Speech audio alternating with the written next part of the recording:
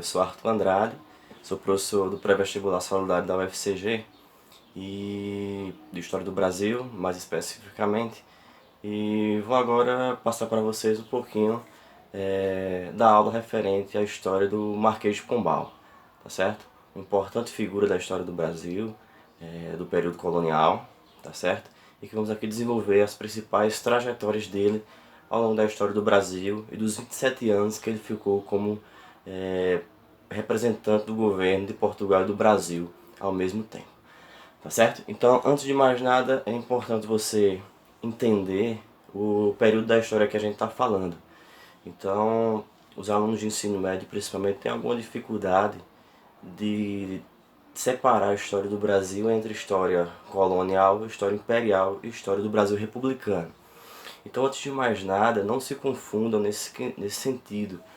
Quando a gente fala do Marquês de Pombal, a gente está falando do Brasil colônia, tá certo? O período que vai de 1500, o chamado descobrimento do Brasil pelos portugueses, entre aspas, é claro, até 1822, quando o Pedro I faz a independência do Brasil, tá certo? Aí começa o período do Império, até 1889, e a partir de 1889 vem o momento da história do Brasil, que perdura até hoje, que é chamado do Brasil republicano, tá certo? A história do Brasil República.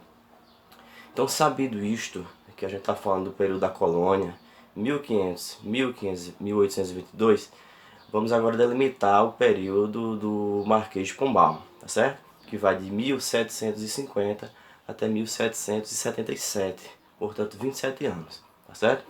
Quando o governo dele acaba, faltava pouco tempo para o Brasil se tornar um império, tá certo? Então vamos lá. Marquês de Pombal, obviamente, um português que a princípio não era voltado para a política, mas no início de sua carreira ele foi voltado para o direito, estudou também a carreira militar, ou seja, foi um homem que aos poucos foi entrando na carreira política, até se tornar embaixador de Portugal em outros países ali próximo a Portugal, e ao longo desse período ele foi se destacando como importante figura no cenário político da Europa naquele momento, tá certo? No século XVIII, portanto. Ou seja, é importante entender que o século XVIII, principalmente na Europa, é marcado pelo período chamado absolutismo. E Portugal não fugia muito à regra desses estados absolutistas. O que era isto?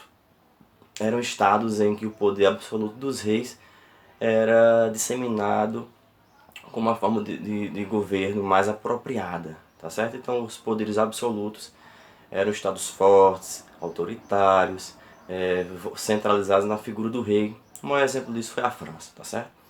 Mas ao mesmo tempo o século XVIII trazia em suas questões políticas, econômicas, culturais, a questão do iluminismo, ou seja, ideias novas, políticas, econômicas, culturais, que foram provenientes da Itália, renascentista, foi passando ao longo dos séculos e que transformou a história da Europa, primeiramente, depois do restante dos outros continentes. Mas o que é que acontecia quando um político tinha aspectos do iluminismo, juntando também com aspectos do absolutismo ainda? Então a junção desses dois segmentos políticos, culturais, divisões governamentais, chamava-se de despotismo esclarecido, ou seja, eram déspotas esclarecidos. Eram pessoas autoritárias ainda do ponto de vista do absolutismo, mas que já tinham, em alguma medida, talvez nem por questões de porque admiravam, mas por questões de interesses já econômicos ou de outras coisas, introduziram nesse absolutismo alguns aspectos do iluminismo. E foi assim que o Marquês de Pombal governou, tá certo? Então, o nome dele completo era Sebastião José de Carvalho e Melo, tá certo? Atuou nos campos do direito, como eu já disse, na carreira militar e na política, tá certo?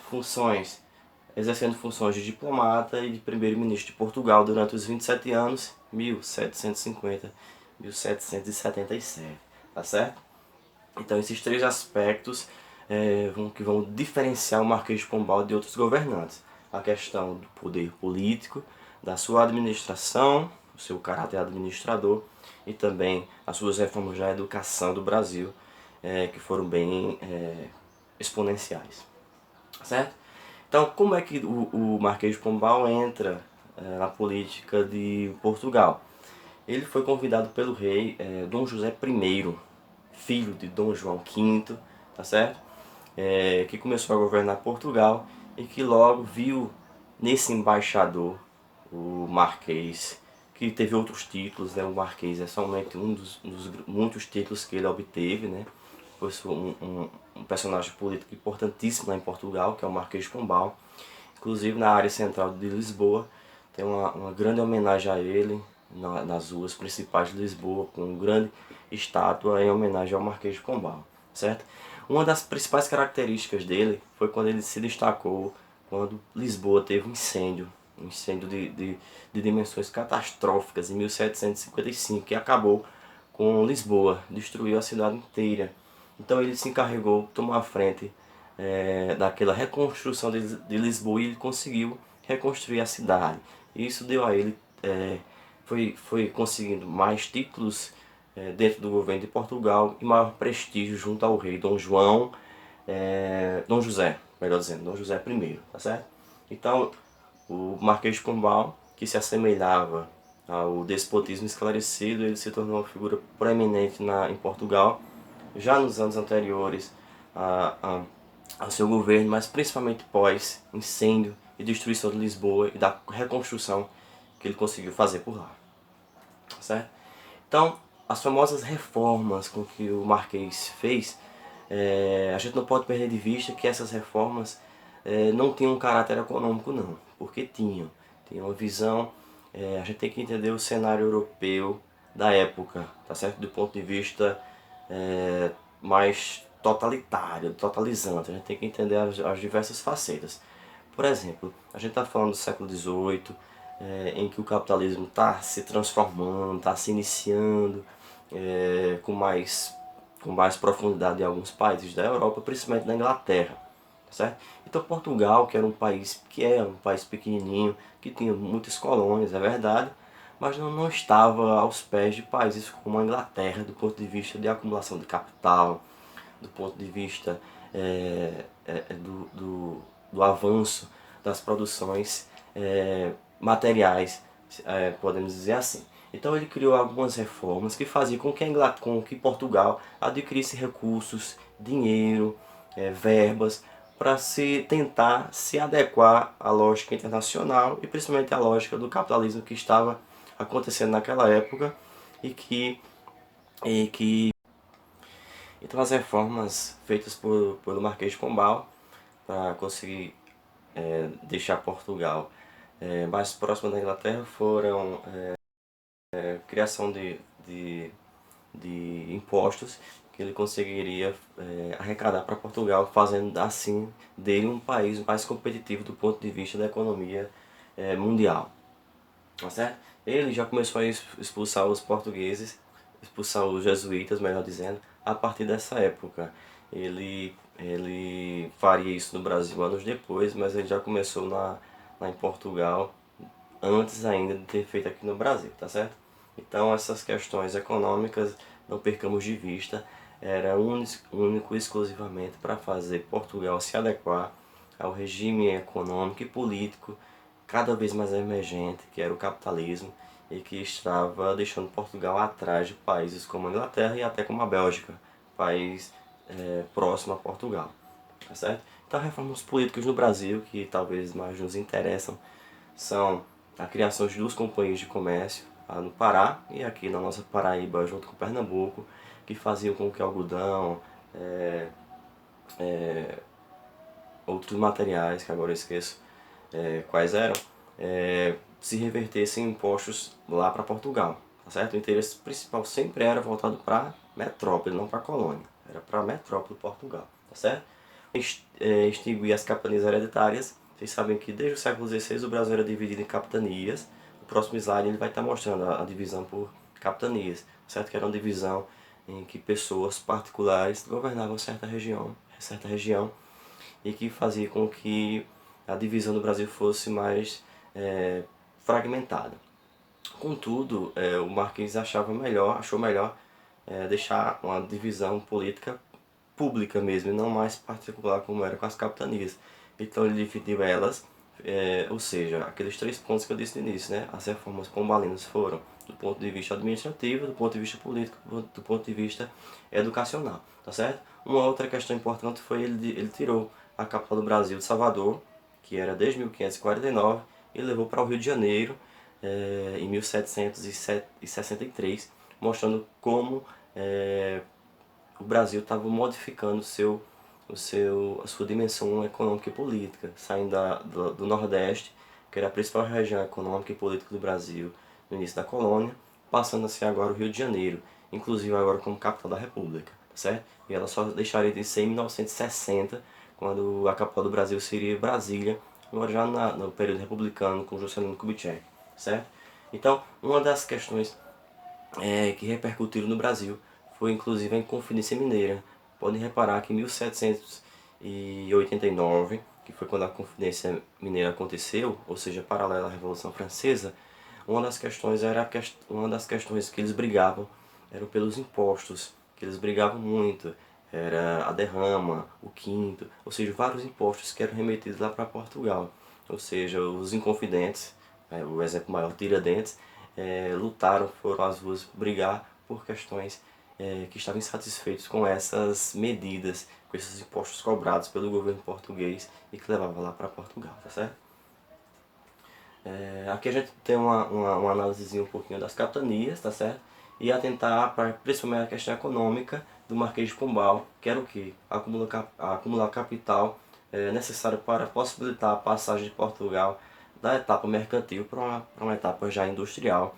A exemplo da Inglaterra, que no século seguinte faria a Revolução Industrial e que, quer dizer, já no finalzinho desse mesmo século, né, que é o século XVIII, faria a Revolução Industrial e mergulharia adentro no capitalismo mais profundo, como a gente conhece mais hoje, tá certo? Então Portugal, através do Marquês de Pombal, tentava se enquadrar nessas transformações que o capitalismo fazia já desde este período.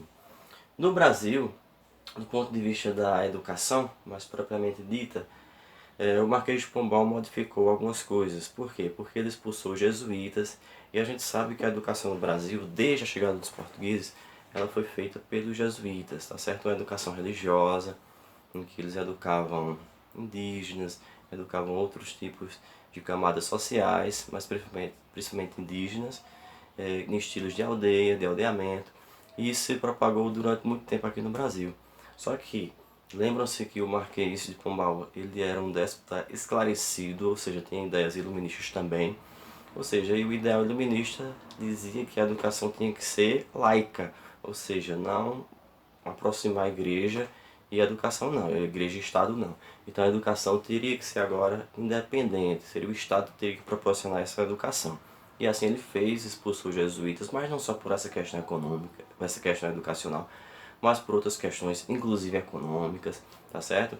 Que fazia com que, porque os jesuítas, eles impediam o casamento de indígenas com portugueses, e isso era ruim, segundo a ótica do Marquês de Pombal, porque assim o número da população seria inferior, ou seja, e liberando o casamento de portugueses com indígenas, a população do Brasil ia aumentar em uma proporção muito maior, tá certo? Então a questão da educação dos jesuítas ter se transformado não foi só uma questão de educação, mas foi uma questão de estratégia econômica e política também, tá certo? Então a educação passou a ser agora com aulas régias, ou seja, quem estuda a educação no Brasil sabe que ela passou por essas metodologias, passando pela educação jesuítica, passando pelas aulas régias do período pombalino, até se transformar nos modelos educacionais posteriores, a exemplo do Império, que trouxe faculdades de medicina e de direito para as regiões de Recife, Rio de Janeiro, até depois chegar no período republicano, em que a educação nova foi se transformando e assim ela ficou até os dias de hoje, sendo cada vez transformada a partir de tendências e de objetivos, claro, ideológicos por trás dela, de tentar principalmente fazer com que o educando se adeque a uma lógica por trás, uma lógica de classe, uma educação sempre voltada para o benefício de alguém, seja do Estado, seja de empresas que vão precisar de mão de obra especializada, mas essa é outra questão, tá certo? Então a educação laica, ou seja, afastada do Estado e religião, tem como principais linhas de pensamento, principais objetivos de estudo, o latim, o grego, a filosofia, a retórica, tá certo? Ou seja, deixava-se de ser aquela educação mais jesuítica, voltada principalmente para a questão da linguística, da moral, da cristandade, para ser uma educação agora mais distanciada disso, mas claro, com objetivos por trás disso, tá certo? Então, para finalizar, resumindo tudo, o Marquês de Pombal foi um importante político na história do Brasil e de Portugal, paralelamente, tá certo? Que governou de 1750 a 1777. Durante esses 27 anos ele propôs 3 tipos de modificações na estrutura do Brasil: mudanças educacionais, mudanças administrativas e mudanças políticas, tá certo? Então, na administração, ele modificou como o Brasil seria administrado do ponto de vista das capitanias hereditárias, por exemplo. Na política, ele expulsou jesuítas, ele modificou relações diplomáticas, ele instituiu alguns impostos que fariam com que Portugal tentasse almejar um lugar a mais do ponto de vista do capitalismo na Europa e, claro, em outros continentes. E, por fim, uma reforma educacional que movimentou principalmente a educação que os jesuítas faziam aqui no Brasil e que tiveram de ser expulsos nos anos seguintes, tá certo? Então, em linhas gerais, o período pombalino, né, que é o período do Marquês de Pombal, foi marcado por essas transformações.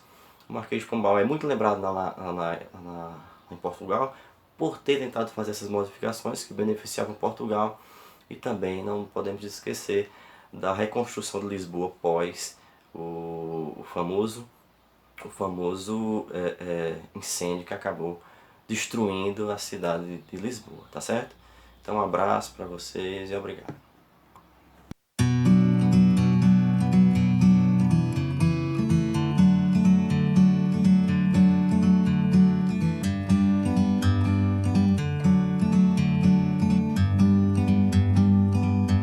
Like a bird on a tree, I'm just sitting here. I got time, it's clear to see. From up here, the world seems small. We can sit together. It's so beautiful, you and me. We meant to be in the great outdoors,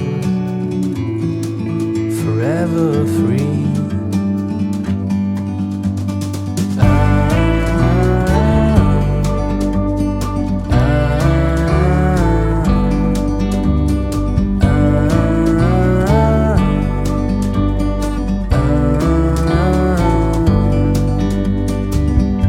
Sometimes you need to go and take a step back